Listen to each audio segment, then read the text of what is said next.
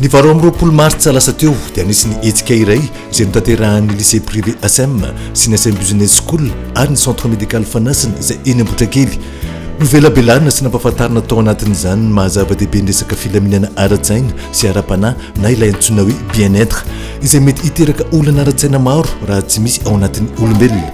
Nandritra ny fandraisam-pitenenana izay nataon'ny ramatoa generalin'ny LPAC ABS ary nambarany fa mila miara-misalahy ny mpampianatra ireo ray aman-dreny mba hanana an'ireo mpianatra ao amin'ny ACEEM tontolo milamina ahafahany mandroso sy mivoatra.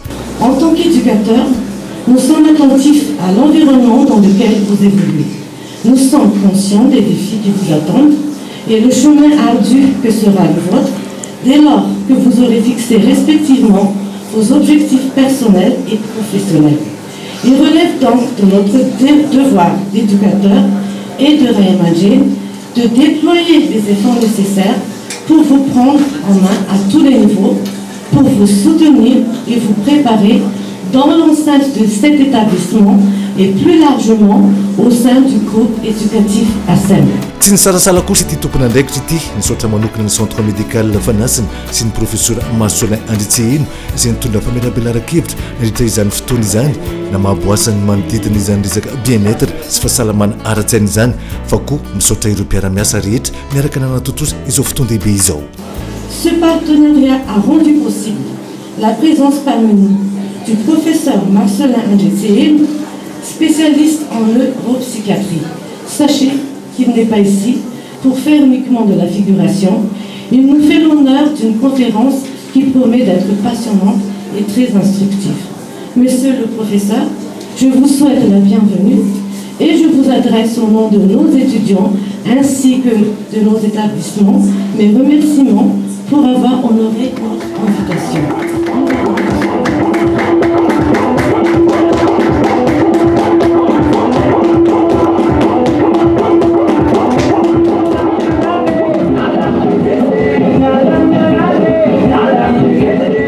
Tsy afaka hanova fahalalana sy ahazo fanabeazana araka ny tokony izy kosa ny mpianatra iray raha tsy ara-dalàna ny fahasalamana ao aminy ho ny filompanolana ny vondrom-pianabeazana ACEEM Andriamatoa Ratrema William niara-nisalany LPA sy ny ABS ary ny Centre Médical Fanasina mba hikarakarana ny resaka fahasalaman'ny mpianatra ary hitohy any amin'ireo sekoly samihafa ao amin'ny ACEEM izany hetsika izany aorina zao tingana voalohany izay vita izao. Fanitatsika androany zao dia fifandraisana matotra eo amin'ny sehatra hikarakarana amin'ny fahasalamana izay sahan'ny Centre de Santé ny Ambotrakely sy ny Lycée Privé Aceem sy ny ABS School ACEEM eto Kadivato. Zay zany tena antony mbola dingana voalohany fotsiny io fa hitatra amin'ireo sekoly samihafa eto anivon'ny ACEEM. Faly noho ny fisian'ny hetsika toy izao kosa ny mpianatra avy eo amin'ny LPA sy ABS izy ireo izay niaraka ny fanampy tamin'ny fikarakarana ny aingo na koa ny sakafo nandritra ity hetsika ity.